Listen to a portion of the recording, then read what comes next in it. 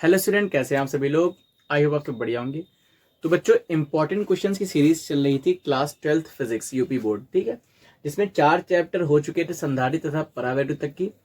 ये चैप्टर चल रहा था वैद्युत चालन, जिसमें इसका पार्ट 1 हो चुका है। जिसने ना देखा हो, पिछले वीडियोज ना देखा हो, प्लेलिस्ट डिस्क्रिप्शन में पड़ जाएगी, आप जाके देख सकते हैं। आज इसका पार्ट 2 है। इसके पार्ट 1 में जितना थ्योरी पोर्शन था और बहुविकल्पी थे वो बताए थे, और आज स्टार्ट करने जा रहे हैं इसके न्यूमेरिकल। तो क्वेश्चन नंबर 14 है।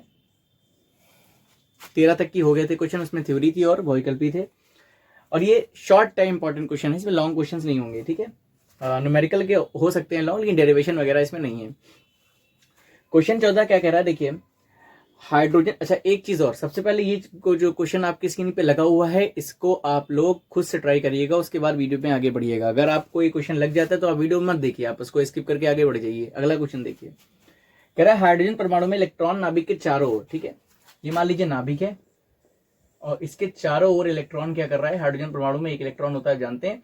चारों ओर क्या कर रहा है, चक्कर लगा रहा है। और कितने चक्कर लगा रहा है, 6 × 10⁻15 चक्कर प्रति सेकंड लगाता है। तो जो मैंने दिया है उसे लिख लेते हैं। सबसे पहले दिया है, ठीक है, चक्करों की संख्या क्या दे रखा है हमें, चक्करों की संख्या n बराबर दे रखा है, कितना है, 6 × 10⁻15, 6 × 10⁻15, ठीक है, चक्कर लगाता है। फिर कह रहा है वृत्ति पथ के किसी बिंदु पर, मान लीजिए कोई बिंदु ये P मान लिया, ठीक है। तो कह रहा है वृत्ति पथ के किसी बिंदु पर धारा का मान क्या होगा, और इलेक्ट्रॉन पे आवेश दे रखा है, E का मान दे रखा है 1.6 × 10⁻−19 कूलाम, और I की वैल्यू हमसे पूछ रहा है, ठीक है। आसान सा सवाल है। कैसे, देखिए, I पूछ रहा है, E है, N है, हम फॉर्मूला एक जानते हैं, चूंकि Q बराबर क्या होता है, Q बराबर होता है IT, ठीक, और Q बराबर क्या होता है, Ne भी होता है। अब यहां से इलेक्ट्रॉन चक्कर लगाएगा और इस बिंदु से टोटल आवेश कितना प्रवाहित होगा, तो हम जान सकते हैं यहाँ पे Q बराबर Ne लगा देंगे। N क्या है, चक्करों की संख्या हो जाएगी। तो देखिए Q बराबर IT, Q बराबर Ne, इनको अगर हम बराबर कर लें क्योंकि आवेश बराबर है, देखिए इधर Q बराबर है, राइट हैंड साइड बराबर है, LHS बराबर होंगे ही, LHS बराबर RHS होता है ना। तो जब दोनों के RHS बराबर है तो LHS भी बराबर होंगे। हम कह सकते हैं कि I × T = Ne, कह सकते हैं ना। अब यहां से I का मान क्या हो जाएगा। अच्छा एक और चीज कह रहा है प्रति सेकंड, तो T का मान पहले से ही 1 दे दिया रखा है, ठीक। I बराबर क्या हो जाएगा, Ne के बटे में T। तो आसान सा क्वेश्चन था, इसमें कोई सी बड़ी बात नहीं है। I बराबर N का मान कितना है, 6 × 10⁻15, और E का मान 1.6 × 10⁻−19, और T का मान 1 है।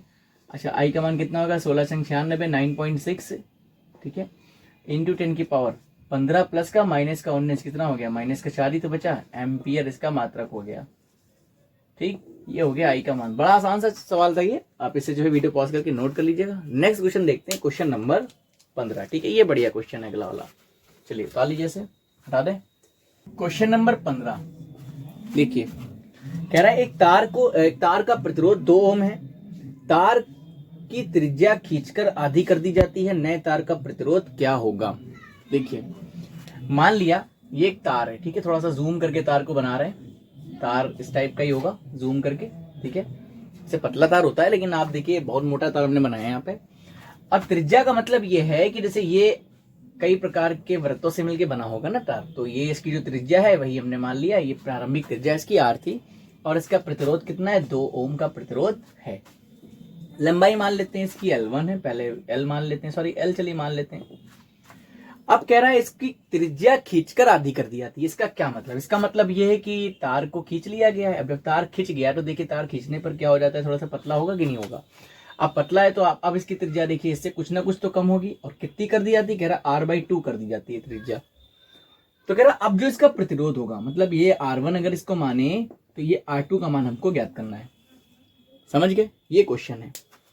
चलिए अब इसे हटाते हैं, समझ तो आप गए क्या कहना चाह रहा है क्वेश्चन और क्या हमें निकालना है। देखिए सबसे पहले हमें दिया क्या है, हमें R1 बराबर दे रखा है 2 ओम, R2 का मान हमको निकालना है, और माना त्रिज्या आधी कर दी जाती है तो माना R1 बराबर R, ठीक, और प्रश्नानुसार R2 बराबर क्या हो जाएगा, R/2 हो जाएगा। यहाँ तक कोई समस्या नहीं। अब मुझे बताइए, जब भी इस टाइप के सवाल आएंगे तो आपको एक संबंध याद होना चाहिए विशिष्ट प्रतिरोध और प्रतिरोध के बीच में। तो क्या होता है, देखिए R बराबर होता है रो इंटू, बात बहुत गौर से समझिएगा, rho into L upon A, ये होता है संबंध। ठीक, अब हम बात करें अगर जब तार को खींचा नहीं गया था, यानी कि प्रारंभिक स्थिति में, प्रारंभिक स्थिति में, ठीक है, प्रारंभिक स्थिति में R की जगह हो जाएगा R1 रो। अच्छा, रो नहीं बदलेगा, ये बात का ध्यान रखिएगा, तार तो सेम है, तार थोड़ी ना अलग है, और प्रतिरोधकता पदार्थ पे डिपेंड करता है, ये हमने बहुविकल्पी में भी आपको पढ़ाया था, देख लीजिएगा जाके, मोटाई लंबाई पे थोड़ी ना डिपेंड करती है। तो तार तो सेम है, तार तो चेंज करने की बात नहीं कर रहा था, प्रतिरोधक ये जो विशिष्ट प्रतिरोध है नहीं बदलेगा। लंबाई अच्छा देखिए बढ़ गई, यानी कि जब खींचा गया तो बढ़ गई ना, तो L1 हो गई मान लिया, और एक क्षेत्रफल भी क्या हुआ, कुछ कम हुआ नहीं हुआ, तो ये A1 हो गया। क्षेत्रफल कौन सा होता है, अनुप्रस्थ काट का क्षेत्रफल। अब क्षेत्रफल जब खींचा तो क्या हो गया, कम हो गया थोड़ा सा। चलिए यहां तक कोई समस्या नहीं होनी चाहिए। R1 बराबर, यहां से हम क्या लिख सकते हैं, हम लिख सकते हैं रो इंटू L1 के बटे में। अच्छा, एक काम करते हैं, यहीं से A हटा देते हैं, यहां से हटाने का एक फायदा हमें मिले, क्या मिलेगा भी समझते हैं। देखिए, अगर त्रिज्या की बात ना कर रहा होता तो A से काम चल जाता, लेकिन त्रिज्या की बात कर रहा है, तो हम यहाँ पर अब अनुप्रस्थ काट का क्षेत्रफल होता है, यानी कि आप समझिए, जैसे ये तार है, तो ये तार ऐसे बहुत से वृत्तों से मिलकर बना है, तो किसी एक वृत्त से होकर इलेक्ट्रॉन निकलेंगे ना, तो मतलब सभी वृत्तों से निकलेंगे, हमने किसी एक वृत्त का क्षेत्रफल अनुप्रस्थ काट का क्षेत्रफल मान लिया, ऐसे हमने क्या कह दिया, A नाम दे दिया। अब ये वृत्त के रूप में, तो वृत्त का क्षेत्रफल क्या होता है, पाई आर स्क्वायर, तो इसकी जगह क्या रखेंगे हम लोग, पाई आर स्क्वायर रख देंगे। तो यहाँ पे क्या हो जाएगा, पाई तो बदलेगा नहीं, आर की जगह क्या हो जाएगा, R1 स्क्वायर, समीकरण 1। क्लियर। अब क्या लिखेंगे, अंतिम स्थिति में जब खींच लिया गया, तो अंतिम स्थिति में, ठीक है, अंतिम स्थिति में R2 का मान क्या हो जाएगा, देखिए R2 बराबर हो जाएगा rho into L2 upon pi R2 square हो जाएगा। समीकरण नंबर 2। हमें चाहिए कि हमें R1 पता है, हमें R2 चाहिए, ठीक, और हमें स्मॉल R1 और स्मॉल R2 भी पता है, R1 का मान R है, R2 का मान R/2 है। L से हमें काम नहीं है, तो L को हटाना पड़ेगा यहाँ से। कैसे हटाएंगे इसको समझते हैं, चलिए देखते हैं। अब हम इसको एक लाइन खींच लेते हैं ताकि सेपरेट हो जाए, अलग अलग हो जाए। अब देखिए, अगर हम यहां से करें कि समीकरण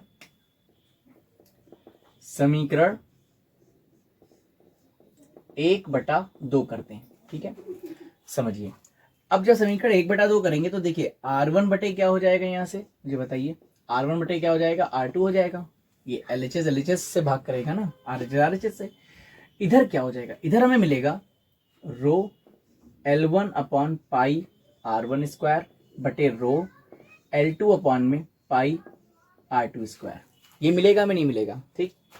अब देखिए कुछ कैंसिल हो रहा है, देखिए रो से रो कैंसिल हो गया, पाई से पाई कैंसिल हो गया, हमें R1 के बटे में R2 बराबर कितना मिल गया, R1 बटे R2 हमें मिल गया। देखिए L1 ऊपर है, L2 नीचे, ये जाके इससे गुणा करेगा, ये इससे गुणा करेगा, कुल मिला के हमें मिल क्या जाएगा, देखिए L1 बटे L2 तो मिलेगा, गुणे में हमें मिल जाएगा R2 बटे R1 का होल स्क्वायर। समझ गए भाई, R2 ऊपर जाएगा, R1 नीचे आएगा, दोनों पे स्क्वायर लगाया, अलग अलग स्क्वायर कर दिया, ये इधर मिलेगा। इसको मान लिया समीकरण 3। अब हमें L1 और L2 गायब करना है। अगर हमें R दिया होता, मान लीजिए क्षेत्रफल दिया होता, खाली L1 L2 हमें दिया होता, तो हमें R2 R1 गायब करना होता, है ना। लेकिन यहाँ पहली बात तो हम लाते ही ना, अगर हमें खाली L1 L2 दिया होता तो हम सिर्फ A रखते और A को गायब कर देते, है ना। चलिए अभी आगे इस टाइप के भी क्वेश्चन होंगे जिसमें लंबाई की बात करेगा, ठीक। देखिए अब यहाँ पे हम क्या लिखेंगे, अब हमें क्या गैप करना है, L1 L2 गैप करना है। तो हमें ये पता है कि चाहे लंबाई को खींच दिया जाए, बात समझिएगा, लंबाई को हमने खींच दिया तो पहले द्रव्यमान जो था तार का वो सेम जितना भी था, मान लीजिए 5 किलोग्राम, अरे नहीं बहुत ज्यादा हो गया, मान लीजिए 0.1 kg तार का द्रव्यमान था, ठीक। उसके बाद जब हमने इसको खींच के वापस तौला तब भी तो वो 0.1 kg ही होगा, उसकी लंबाई चौड़ाई का मानना है, अलग अलग हो जाएगा, लेकिन वजन थोड़ी ना बढ़ जाएगा, वजन तो सेम रहेगा। तो हम यहाँ लिख सकते हैं, क्या लिख सकते हैं, हम लिख सकते हैं कि तार का प्रारंभिक हम ऐसे लिखे दे रहे हैं, ठीक है। प्रारंभिक द्रव्यमान किसके बराबर होगा? तार के अंतिम द्रव्यमान के, है ना, अंतिम द्रव्यमान के। यानी कि हम m1 बराबर क्या कह सकते हैं? m2 कह सकते हैं। क्लियर? अब द्रव्यमान बराबर, देखिए घनत्व बराबर क्या होता है? द्रव्यमान बटे आयतन। समझिए इसको, d बराबर होता है m अपॉन v। v क्या है? आयतन है। तो m बराबर क्या हो जाएगा? d into V. हो जाएगा कि नहीं हो जाएगा? मतलब घनत्व इंटू आयतन। तो m1 को लिख सकते हैं, घनत्व को हम क्या लिख देंगे? d। आयतन को हम v ना लिख के लंबाई, देखिए आयतन क्या होता है, अगर गौर से देखें, मान लीजिए तार है, ठीक, ये तार है l लंबाई का। तो अगर हम इसका एक किसी भी पार्ट का क्षेत्रफल निकाल लें और उसको l से गुणा कर दें तो वही तो हमारी आयतन हो जाएगा।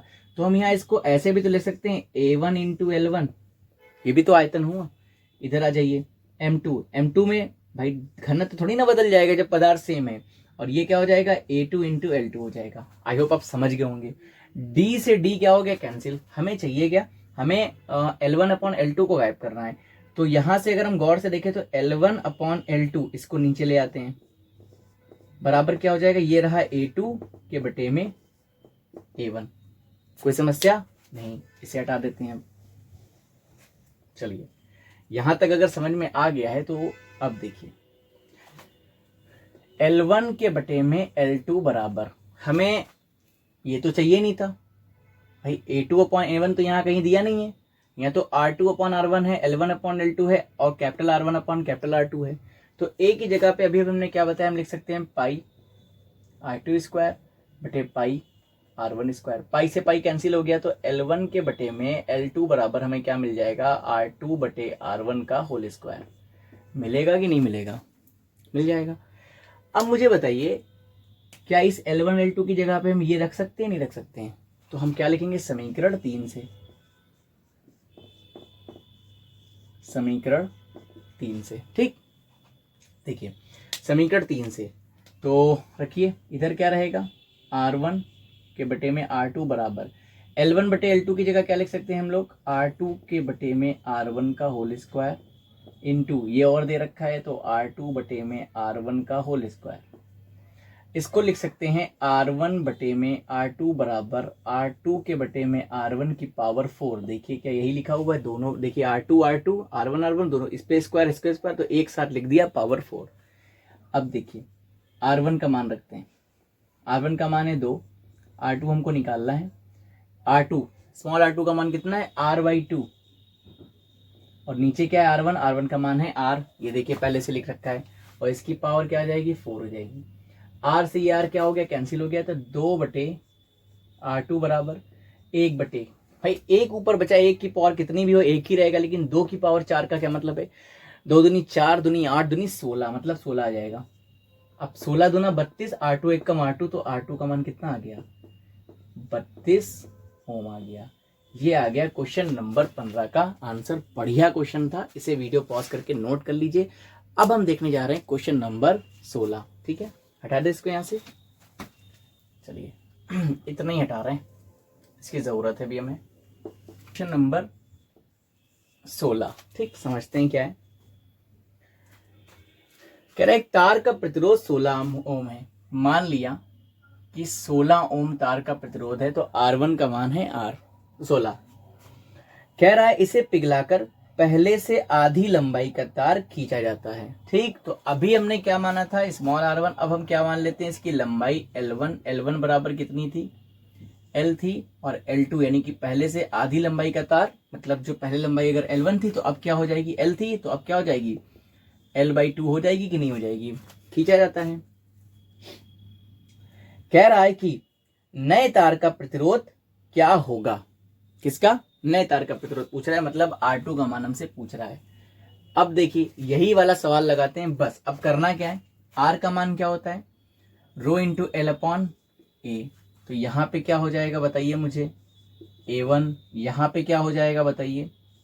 A2 हो जाएगा। क्लियर? इधर आ जाइए, समीकरण 1/2 करेंगे जब, तो अब इससे इसकी जगह हम क्या रखेंगे? A1 रखेंगे और इसकी जगह क्या रखेंगे? A2 रखेंगे। यहाँ तक कोई समस्या नहीं। यहाँ इसको हटा के क्या हो जाएगा मुझे बताइए जरा आप लोग खुद ही।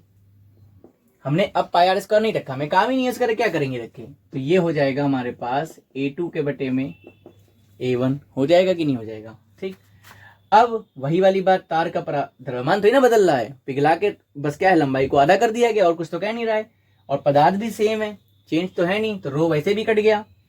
तार का प्रारंभिक द्रव्यमान बराबर तार का द्रव्यमान। अच्छा यहाँ देखिए गलती हमने करी, ध्यान रखिएगा थोड़ा, पिछले क्वेश्चन में सही कर लीजिएगा। ये क्या हो जाएगी, अंतिम द्रव्यमान। ठीक है, कितना हो जाएगा, अंतिम, तार का अंतिम द्रव्यमान। ठीक, तार का अंतिम द्रव्यमान, ध्यान रखिएगा, अगले पिछले क्वेश्चन में सही कर लीजिएगा आप लोग। अब देखिए क्या ये तो सेम रहेगा, चेंज तो होगा नहीं भाई। M1 की जगह पे D A1 L1 और M2 की जगह पे D A2 L2। L1 upon L2 बराबर क्या हो जाएगा, A2 के बटे में A1। समीकरण 3 में हमको क्या मिला है, A2 बटे में A1। A2 बटे A1 का मान समीकरण 3 में रख दें, क्योंकि हमें L से मतलब है, हमें A से मतलब नहीं है, तो हम चुपचाप यहाँ पे लिख सकते हैं इसको हटा के। देखिए इसका कोई काम नहीं है हमारे पास, हम यहाँ पे क्या लिख सकते हैं, चलिए इसको पूरे को हटा देते हैं, तो आधा सवाल हमारा ऐसे ही लग गया। देखिए समीकरण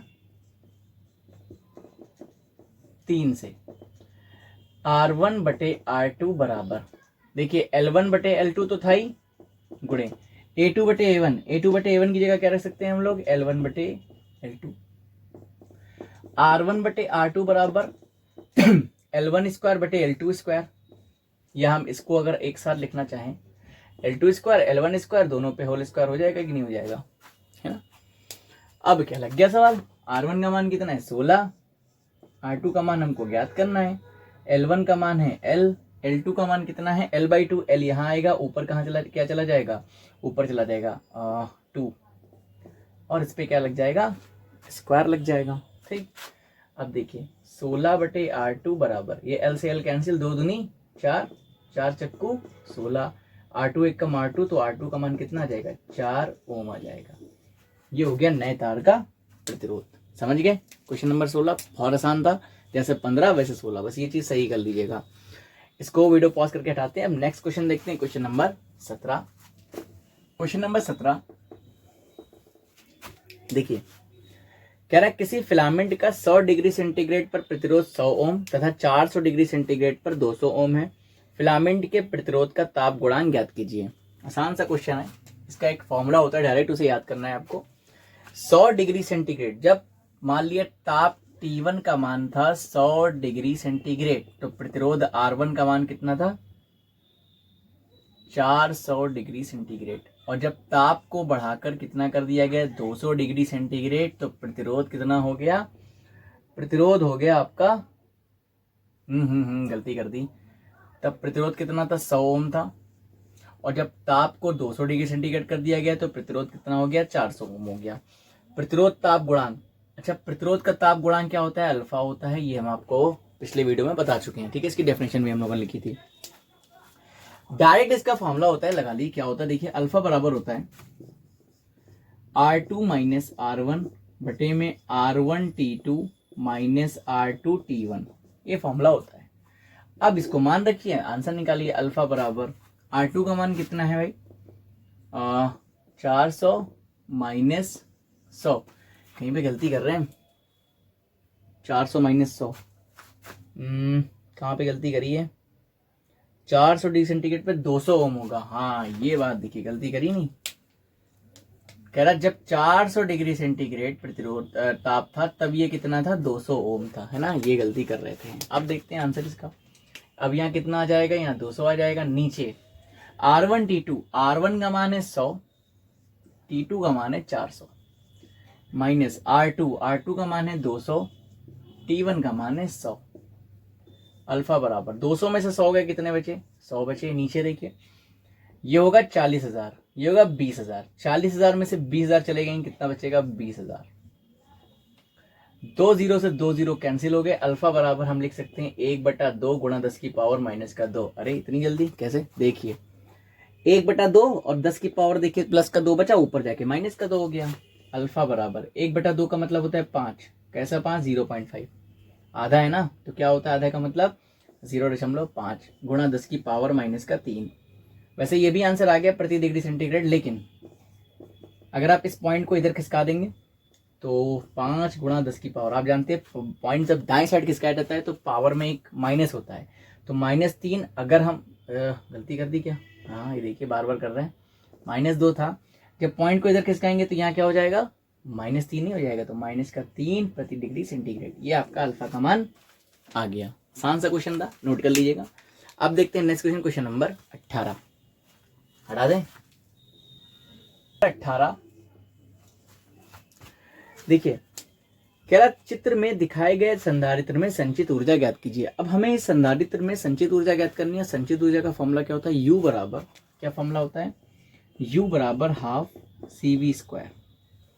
अच्छा, C का मान तो 2 रख देंगे, 2 × 10 की पावर -6 माइक्रो है, लेकिन V का मान क्या रखेंगे ये हमें नहीं पता। तो V का मान निकालने के लिए हमें क्या करना है, हमें ये देखना है कि जो प्रतिरोध है इस संधारित्र के साथ, आपको दिख रहा होगा कि ये आपस में तो श्रेणी क्रम में है, लेकिन इनका जब तुल्य प्रतिरोध निकालेंगे तो वो संधारित्र के साथ क्या होंगे, समांतर क्रम में होंगे, और समांतर क्रम में विभवांतर समान होता है। धारा हमको पता है 2 एम्पियर, अगर हम विभवांतर इससे इसकी सहायता से निकाल ले तो वो विभवांतर संधारित्र के सिरों के बीच भी होगा, और हम आराम से निकाल सकते हैं। तो देखिए हम क्या लिखेंगे, हम लिखेंगे 2 ओम, 3 ओम, 5 ओम। ठीक है, 5 ओम किस क्रम में है, श्रेणी क्रम में हैं, अतः तुल्य प्रतिरोध,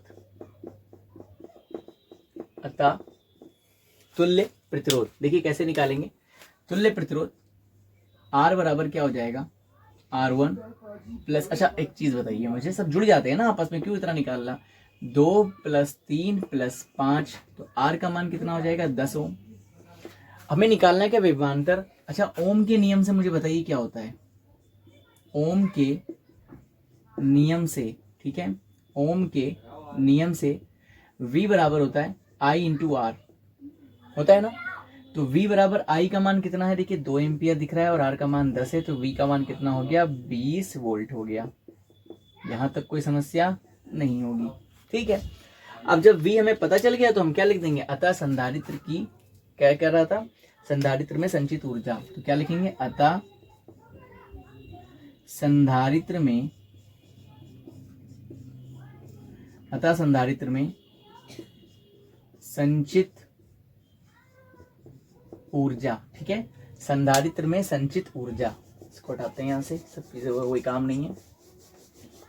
देखिए संधारित्र में संचित ऊर्जा U बराबर ½ CV², U बराबर 1/2, C का मान 2 × 10 की पावर -6। अब देखिए 2 माइक्रोफैरड का संधारित्र का, V का मान अभी भी निकाला 20 का स्क्वायर करेंगे कितना हो जाएगा, 400 हो जाएगा। क्लियर, 2 से 2 क्या हो गया, खत्म हो गया, तो U का मान कितना हो गया, 4 × 10 की पावर 10 की पावर 2 और 10 की पावर -6 कितना बचा, 10 की पावर -4 बचा, तो यहाँ लिख देंगे 10 की पावर -4 जूल। ठीक है, ये आ गया संधारित्र में संचित ऊर्जा का मान। तो इसे वीडियो पॉज करके नोट कर लीजिए, अच्छा क्वेश्चन था। अब देखते हैं नेक्स्ट क्वेश्चन, क्वेश्चन नंबर 19। ठीक है, हटाते हैं इसको यहाँ से। देखिए कह रहा है 20 सेंटीमीटर लंबे तार को खींचकर इसकी लंबाई में 25% की वृद्धि कर दी जाती है, नए तार के प्रतिरोध में प्रतिशत वृद्धि की गणना कीजिए। अब ये नहीं पूछ रहा है कि प्रतिरोध कितना हो जाएगा, ये पूछ रहा है प्रतिरोध में प्रतिशत वृद्धि कितनी होगी।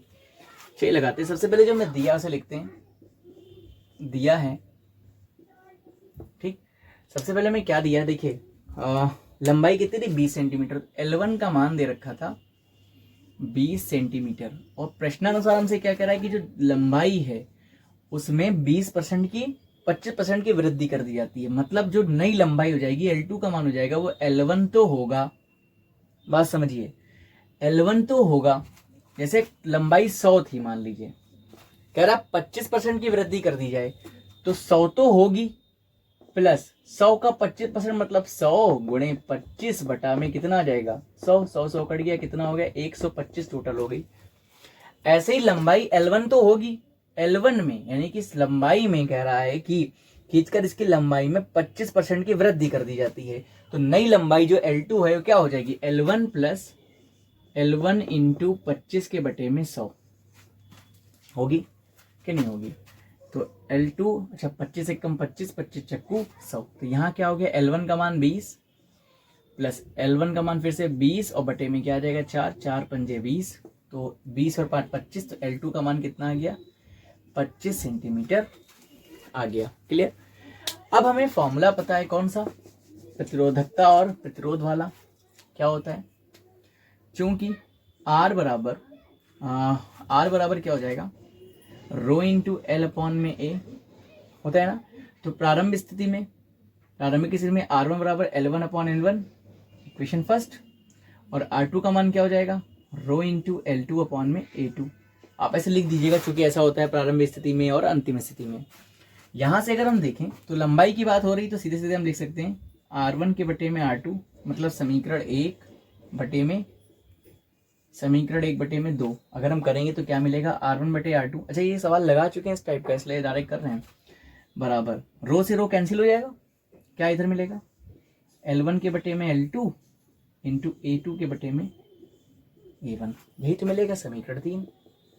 अब हम जानते हैं कि द्रव्यमान तो चेंज हो नहीं रहा है, तो प्रारंभिक द्रव्यमान जो होगा वो किसके बराबर होगा, अंतिम द्रव्यमान के बराबर होगा। ठीक, तो फिर से क्या हो जाएगा, D इंटू A1 L1 बराबर D into A2 into L2। हमें चाहिए क्या, हमें A2 अपॉन A1 चाहिए, तो अगर हम यहाँ से देखें तो D कैंसिल, A2 अपॉन में A1, इधर क्या हो जाएगा L1 अपॉन में L2। अब ये मान अगर हम देखिए, अब हमने डायरेक्ट किया है, सवाल लगा चुके हैं, आपको यहाँ पे लिखना है जैसे लिखे थे पहले। तो अगर हम इसको समीकरण किस में रख दें, 3 में रख दें, समीकरण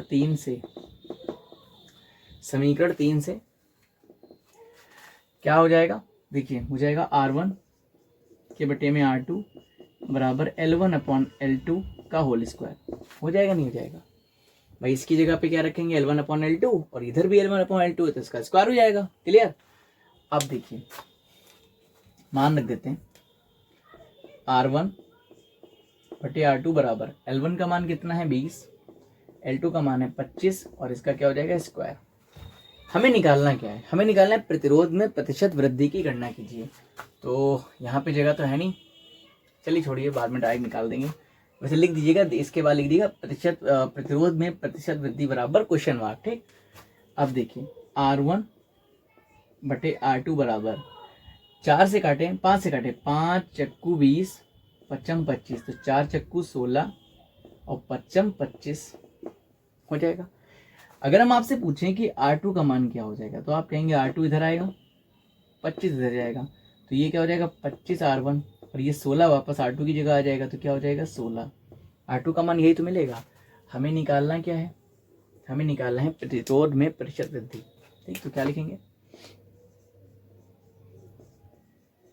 प्रतिरोध में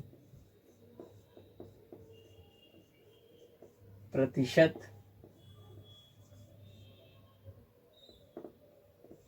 वृद्धि, ठीक है, बराबर। कैसे निकालते हैं किसी चीज में प्रतिशत वृद्धि, कैसे निकालते हैं, देखिए अंतिम माइनस प्रारंभिक बटे में क्या होता है प्रारंभिक, गुणे में 100%, ऐसे ही तो निकलता है प्रतिशत वृद्धि।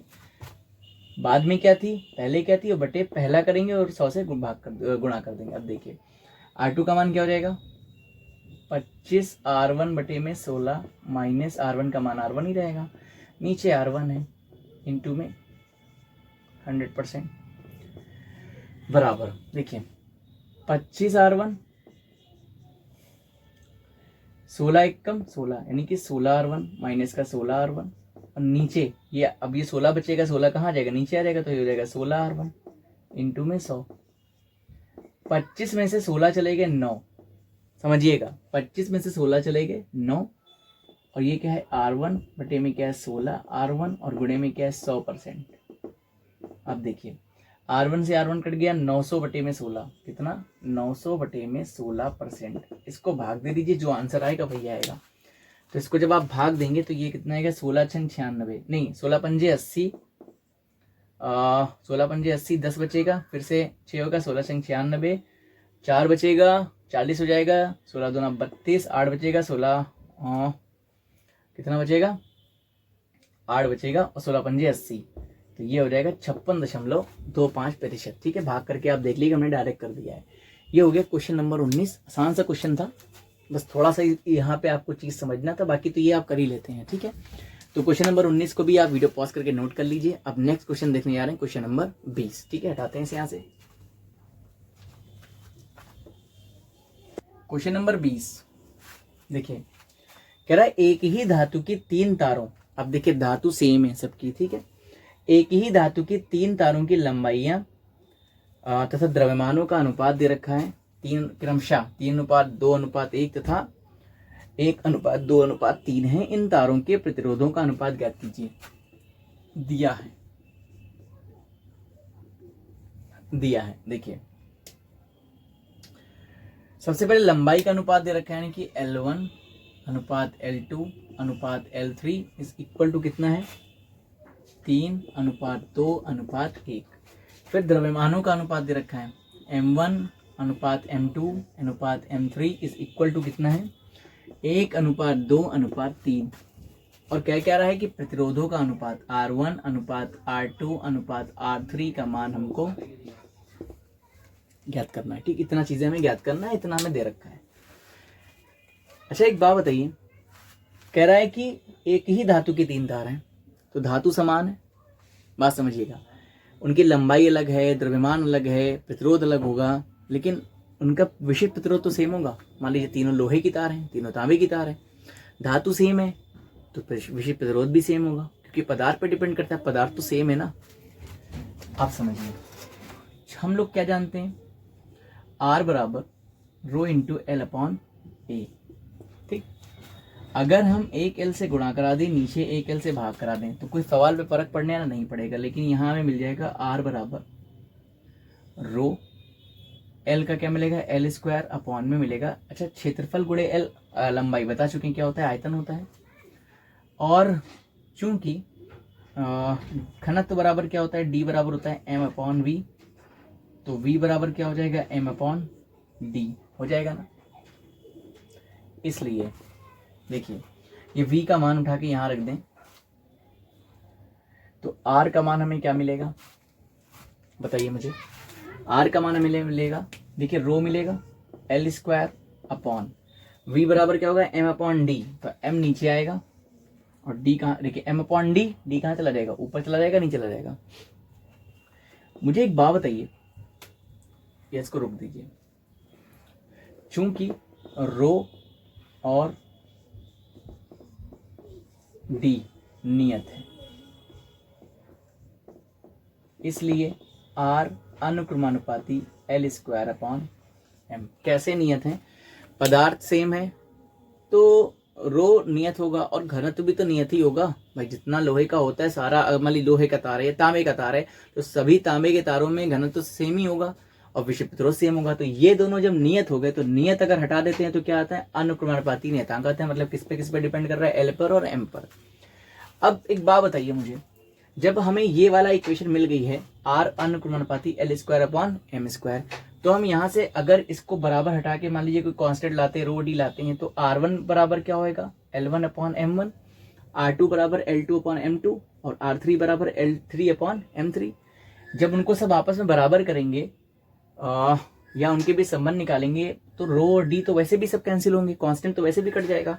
हम यहाँ से क्या देखिए, R1 लिखेंगे, R2 लिखेंगे, R3 लिखेंगे, फिर इनका क्या निकालेंगे, अनुपात। तो अनुपात क्या हो जाएगा, देखिए R1 अनुपात R2 अनुपात R3 बराबर, अब बाकी सब तो कैंसिल हो जाएगा, क्या बचेगा, L1² upon M1 L2² upon M2 अनुपात L3² अपॉन M3।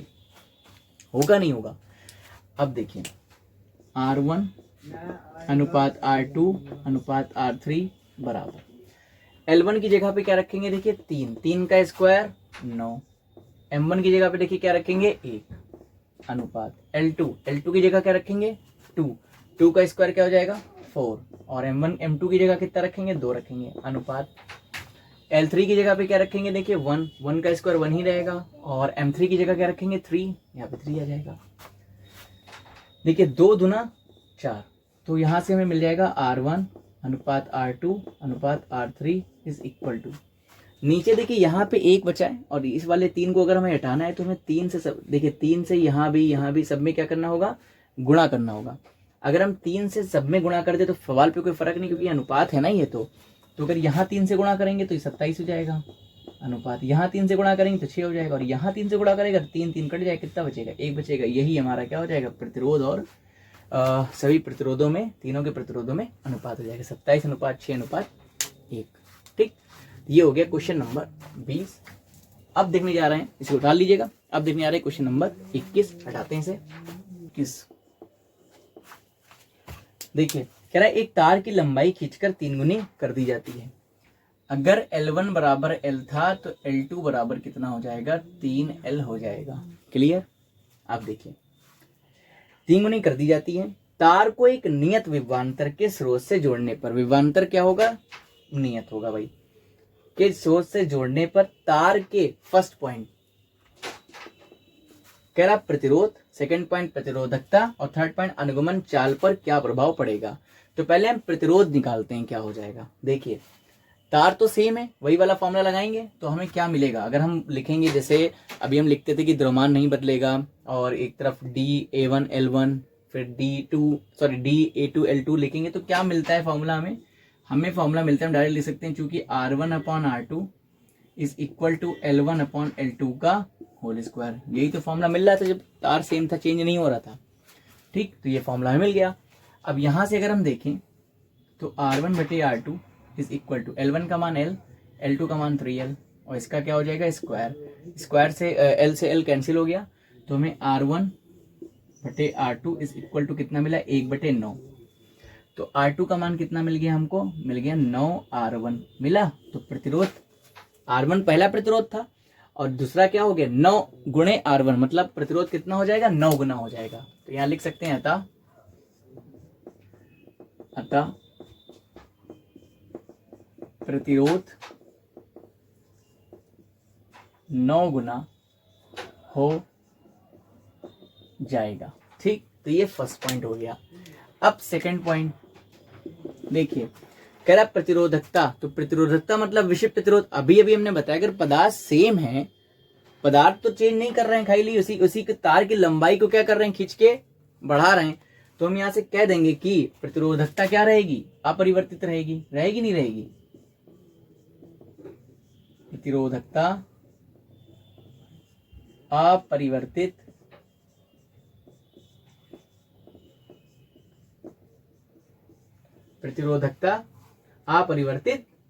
रहेगी। क्लियर, ये क्वेश्चन हो गया। अब सेकंड पॉइंट में हमसे पूछ रहा है, सेकंड पॉइंट में हमसे क्या कह रहा है, सॉरी सेकंड कह रहे, थर्ड पॉइंट में हमसे कह रहा है कि अनुगमन चाल पर क्या प्रभाव पड़ेगा। ठीक, देखिए एक फॉर्मूला होता है अनुगमन वेग का या अनुगमन चाल का, या आपने थ्योरी पढ़ी होगी, ओम का नियम पढ़ा होगा, सत्यापन पढ़ा होगा, तो आपने पढ़ा होगा। अनुगमन चाल का फॉर्मूला होता है VD बराबर, ठीक है, EV टाउ अपॉन में ml। ठीक, जहां पे m है इलेक्ट्रॉन का द्रव्यमान, E है इलेक्ट्रॉन पे आवेश, टाउ क्या हो जाता था, टाउ होता था आपका, क्या कहते हैं उसको, शांति काल, और m क्या होता था, द्रव्यमान, L होती थी लंबाई तार की। ठीक, अब बात सुनिए, क्वेश्चन में क्या कह रहा है कि विभवांतर नियत है। तो देखिए टाउ और E और m, जब विभवांतर नियत है तो टाउ नियत होगा शांति काल, और E नियत है, E तो नियत होता ही है इलेक्ट्रॉन पे आवेश, और द्रव्यमान भी क्या होगा, नियत होगा। जब सब नियत होंगे तो VD क्या हो जाएगा, सब नियत को हटा दीजिए, क्या बचेगा, अनुक्रमानुपाती 1/L। तो VD अनुपानुपाती 1/L, इसका क्या मतलब है, इसका मतलब यह है कि लंबाई को बढ़ाएंगे तो VD क्या होगा, कम होगा। अब लंबाई को जब 3 गुना कर दिया गया, कितना, देखिए L2 का मान कितना कर दिया गया, 3 गुना, तो जो अनुगमन चाल होगा वो क्या होगा, 1/3 हो जाएगा, नहीं हो जाएगा भाई, यहाँ पे रखेंगे 3, जब इसको 3 गुना करेंगे तो 1/3 आएगा, यानी कि अनुगमन चाल क्या हो जाएगी, 1/3 हो जाएगी। या हम इसको ऐसे कह सकते हैं, इसको कह सकते हैं, इसलिए VD इसको 1 मान लेते हैं, VD1 बराबर 1/L1, तो VD2 बराबर कितना हो जाएगा, या अब अनुपानुपाती को हम हटा के क्या K लिख लेते हैं, तो ये तो नेतांक है, K आ जाएगा, कोई दिक्कत नहीं। तो VD2 बराबर क्या हो जाएगा, 1/L2, भाई K/L2, इसको छोड़िए ऐसे, K/L2, K/L2 आ जाएगा। समीकरण 1 और समीकरण 2 हो जाएगा, नहीं हो जाएगा? ठीक, इतने सब नेतांक को हमने K मान लिया। अब मुझे एक बात बताइए, समीकरण 1/2 अगर कर दें तो VD1/VD2 इज इक्वल टू, जब इतना बटा इतना करेंगे तो K कैंसिल हो जाएगा, L2 कहाँ जाएगा? ऊपर, और L1 कहाँ आएगा? नीचे। अब देखिए यहाँ पे देखिए, VD1 में VD2 is equal to, L2 का मान 3L और L1 का मान L से L कैंसिल हो गया, तो VD2 बराबर कितना आ गया? VD1 के बटे में 3 आया कि नहीं आया? तो अनुगमन वर्ग क्या हो जाएगा? 1/3 हो जाएगा, है ना? पहले VD1 था और दोबारा क्या हो गया? VD1/3 हो गया, मतलब कितना हो जाएगा? 1/3 हो जाएगा। 1/3 से लिख लेते हैं, 1/3 हो जाएगा। समझ गए? प्रतिरोध क्या हो गया? 9 गुना। प्रतिरोधता अपरिवर्तित रहेगी, अनुगमन चाल क्या हो जाएगा? 1/3 हो जाएगा। क्लियर? तो ये हो गया क्वेश्चन नंबर 21। अब देखते हैं क्वेश्चन नंबर 22। इसे भी नोट कर लीजिएगा वीडियो पॉज करके।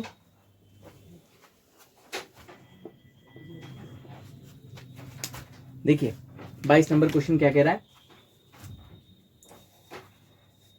तांबे में मुक्त इलेक्ट्रॉनों की संख्या दे रखी है। इलेक्ट्रॉनों की संख्या को मैन से लिखते हैं। इनका मान कितना दे रखा है? 8.5 इंटू 10 की पावर 28 प्रति मीटर क्यूब है, मतलब 1 मीटर क्यूब में आयतन में इतने इलेक्ट्रॉन्स हैं। इलेक्ट्रॉन की संख्या दे रखा है। कह रहा 0.2 मीटर लंबाई, एल का मान दे रखा है 0.2 मीटर। फिर कह रहा है तथा 1 मिलीमीटर परिच्छेद क्षेत्रफल, क्षेत्रफल ए का मान दे रखा है कितना? 1 मिलीमीटर स्क्वायर। अच्छा, 1 मिलीमीटर को चेंज करते हैं तो क्या हो? 10 की पावर माइनस का 3 मीटर आता है। स्क्वायर लगा हुआ है तो इस पर स्क्वायर लगा देंगे, क्या हो जाएगा? Meter square. यहाँ से क्या मिलेगा? 1 गुणे 10 की पावर माइनस का 6 मीटर स्क्वायर, क्योंकि 3 गुना क्या होता है? 6 होता है। ये ए का मान हमको मिल गया। कह रहा कि तांबे के तार से होकर प्रवाहित धारा का मान ज्ञात कीजिए। आई का मान हमको ज्ञात करना है। उसके बाद कह रहा है कि जबकि 4 वोल्ट की एक बैटरी जुड़ी है, ठीक है, तो V का मान कितना दे रखा है? विभवांतर दे रखा है। 4 वोल्ट की एक बैटरी जुड़ी है। तार में इलेक्ट्रॉनों की गतिशीलता को क्या लिखते हैं? म्यू से लिखते हैं। म्यू का मान दे रखा है 4.5 इंटू 10 की पावर माइनस का 6 मीटर स्क्वायर प्रति वोल्ट इंटू सेकेंड, इसका मात्रक होता है। इतना हमें दे रखा। आई का मान ज्ञात करना है। आसान सा क्वेश्चन है, सिर्फ आपको ये फॉर्मूला याद होगा कि आई बराबर होता है NeAVD, होता है ना। अब NeAVD नहीं पता है, हमने आपको इसका जो थ्योरी वाला पार्ट है उसमें एक परिभाषा लिखवाई थी, मोबिलिटी यानी कि गतिशीलता की परिभाषा लिखवाई थी। और गतिशीलता की परिभाषा में आपने फॉर्मूला पढ़ा था म्यू बराबर क्या था? VD बटे में E। ये फॉर्मूला आपने पढ़ाया था हमने। तो यहां से देखें तो क्या हो जाएगा? I बराबर NeAVD। VD की जगह क्या हो जाएगा? VD की जगह हो जाएगा म्यू इंटू ई। होगा कि नहीं होगा? म्यू इंटू ई। और विभव प्रवणता आपने जब पढ़ी थी तो वहां पे एक और फॉर्मूला था म्यू, क्योंकि ई दिया नहीं है। ई बराबर एक फॉर्मूला होता है V के बटे में L, होता है ना, विभवांतर बटे लंबाई। जब विभव प्रवणता पढ़ रहे थे तब ये फॉर्मूला आया था। तो यहां से I बराबर क्या हो जाएगा? अब मान रख देते हैं। n का मान 8.5 इंटू 10 की पावर 28 इंटू, ठीक, और L का मान कितना है? नहीं, अब क्या है? E का मान है 1.6 इलेक्ट्रॉन पे आवेश उन्हें 10 की पावर माइनस का 19। A का मान है 10 की पावर माइनस का 6 दे रखा है। 10 की पावर माइनस का 6, एक का कई मतलब है गुणा। अब क्या है? म्यू नीचे रख देते हैं, लंबा जा रहा है। म्यू का मान कितना है? एक काम करें, इसको हटा दें क्या? बहुत लंबा चला जाएगा। यहाँ से हटा दे रहे, थोड़ा सा छोटा लिखते हैं वरना फिर नीचे L भी तो है। तो यहाँ से हो जाएगा I बराबर, N का मान है 8.5 इंटू 10 की पावर 28, E का मान है 1.6 10 की पावर माइनस का 19, A का मान है 10 की पावर माइनस का 6, म्यू का मान कितना है? 4.5 गुणा 10 की पावर माइनस का 6, और V का मान कितना है? 4 वोल्ट है, और नीचे L का मान कितना दे रखा है? 0.2 रखा है। अब ये मैं आप पे छोड़ता हूँ कि आपको इसकी कैलकुलेशन करके मुझे एग्जैक्ट आंसर कमेंट बॉक्स में बताना है, ठीक है। तो इसका आंसर आप मुझे कमेंट करके बताइएगा कि क्या आंसर है, ठीक है, कमेंट करके बताना है। तो ये हो गए 22 क्वेश्चन इसके। आई होप आपको समझ में आए होंगे क्वेश्चन। कोई डाउट हो तो मुझे कमेंट करके इसमें ज़रूर बताइएगा। अब इसके बाद इसका अगला चैप्टर किरचॉफ के नियम है, तो वो चैप्टर पढ़ेंगे नेक्स्ट वीडियो में। अब मिलते हैं नेक्स्ट वीडियो में। Thank you so much.